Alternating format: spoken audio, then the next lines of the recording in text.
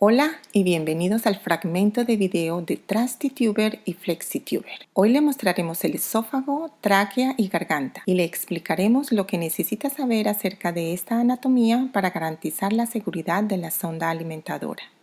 Detrás de las piezas hay un esquema de un becerro para que pueda ver dónde se colocan. Aquí tenemos la lengua, luego el área de la garganta.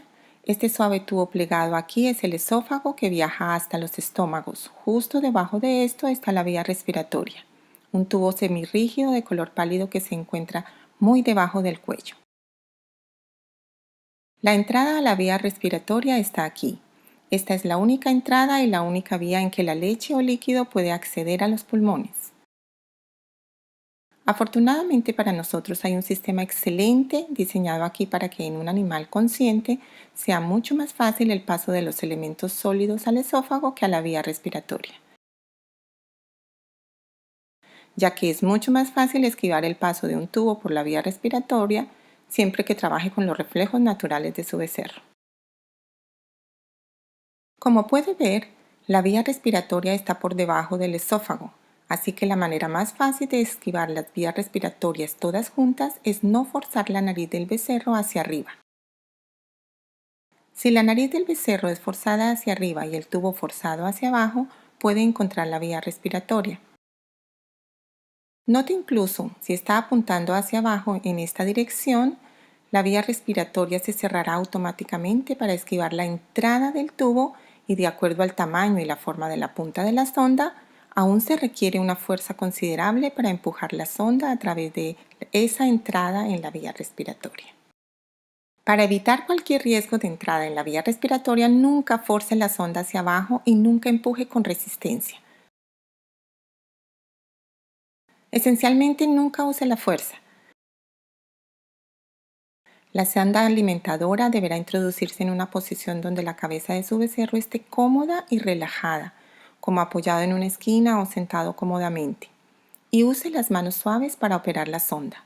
Una sonda flexible también significa que la sonda puede doblarse fácilmente para tomar el camino de menos resistencia alrededor de la entrada de las vías respiratorias y dentro del esófago, moviéndose con el reflejo natural de los becerros al pasar su alimento. Entonces, este es nuestro primer punto. El manejo suave, manos suaves y no forzar la nariz hacia arriba asegura que la sonda esquive la vía respiratoria. Nuestro siguiente punto importante es asegurarnos siempre de pasar la sonda suficientemente lejos. La sonda necesita alcanzar una distancia segura después de la entrada de la vía respiratoria y permanecer ahí durante todo el tiempo en el que el líquido fluye para asegurar que este líquido no acceda a la entrada de la vía respiratoria y termine en los pulmones, causando ahogo. Si usted está preocupado de no pasar la sonda suficientemente lejos o accidentalmente alar la sonda hacia afuera, entonces simplemente pase la sonda más abajo. Ya que esta sonda es flexible, usted no hará ningún daño. Y pasar la sonda más lejos es mucho mejor que no pasarla suficientemente lejos. En tercer lugar, ¿cómo revisar la posición de la sonda?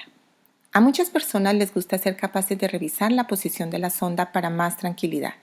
Debido a que el esófago es un tubo plegado suave y la vía respiratoria un conducto rígido, podemos o ver o sentir la punta de la sonda moviéndose dentro del esófago. La ranura en el cuello donde usted puede sentir la vena yugular para tratamientos IV es el lugar donde debemos mirar y normalmente este se puede ver más fácilmente en el lado izquierdo. Esto es debido a que el esófago se sienta normalmente a la izquierda. Para recordar el lado, piense que el esófago corre a la panza, que como usted sabe, está en el lado izquierdo. Cuarto punto de seguridad. Puede parecer que el tubo se ajusta bastante bien en el esófago y puede prevenir el reflujo, pero solo puede prevenir una cantidad limitada.